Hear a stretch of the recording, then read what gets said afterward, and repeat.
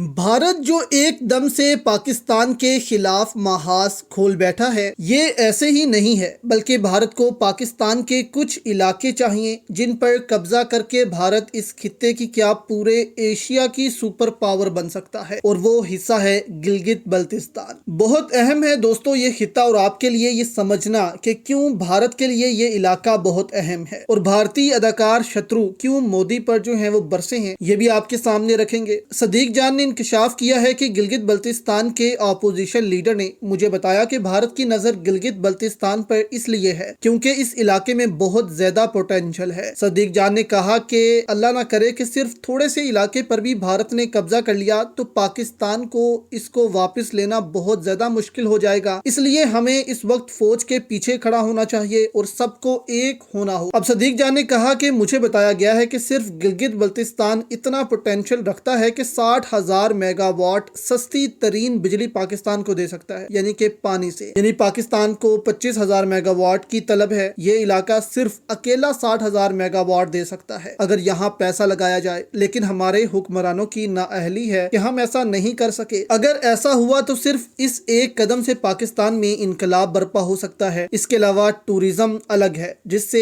पाकिस्तान अरबों डॉलर्स इस इलाके से कमा सकता है। अब भारत इस इलाके को इसलिए भी हासिल करना चाहता है कि पाकिस्तान को एक तो चीन से डिस्कनेक्ट कर दिया जाए, उसका राब्ता खत्म कर दिया जाए और इस सारे खित्ते के वसाइल हासिल किए जाए। भारत में ऐसे इलाके भी बहुत कम है जहां पर टूरिज्म ज्यादा हो, इसलिए भारत इन इलाकों को पाकिस्तान से हासिल करना चाहता है ताकि भारत जो है वो अपने अज़ाइम यहाँ पर पूरे कर सके और चीन को पाकिस्तान से दूर कर सके, क्योंकि चीन ही वो वाहिद मुल्क है जो कि भारत को खित्ते का चौधरी बनने से रोक रहा है। अब भारतीय मीडिया ने ये खबरें भी चलाना शुरू कर दी हैं कि चीन के J-20 त्यारे पीओके में देखे गए हैं। भारतीय आजाद कश्मीर को पीओके का नाम देते हैं और चीखें निकल रही हैं कि स्कर्दू में क्यों चीनी त्यारे J-20 जो हैं वो प्रवास कर रहे हैं। तो चीन को भी पता है कि भारत की इन इलाकों पर नजर है, इसलिए चीन भारत को कोई फ्री हैंड नहीं देना चाहता। आप यहाँ पर देखेंगे भारतीय अदाकार हैं शत्रुघ्न सिन्हा। उन्होंने कहा कि भारत का गोदी मीडिया इस वक्त नफरत का प्रचार करने में मसरूफ है, खास तौर पर अपने ही मुल्क के मुसलमानों के खिलाफ। लेकिन हकीकत यह है कि सरहद के इस पार हो या उस पार लाखों लोग ऐसे भी हैं जो अमन चाहते हैं, जो नफरत को मोहब्बत में बदलना चाहते हैं। हमें ये समझना होगा कि तारीख ने हमेशा बड़ी बड़ी जंगों का खात्मा बंदूक या बारूद से नहीं बल्कि बातचीत, फहमो फरासत और अमन से हुआ है। पाकिस्तान और भारत की अवाम को नफरत, तासुब और जज्बाती बयानियों के इस भंवर से निकलना होगा, क्योंकि जब दिलों में अमन होगा तभी खित्ते में सुकून होगा। अमन मुमकिन है अगर हम चाहें तो यहाँ पर शत्रुघ्न सिन्हा ने मोदी सरकार पर भी काफी तनकीद की कि वो क्यों नफरत फैलाने में लगे हुए हैं।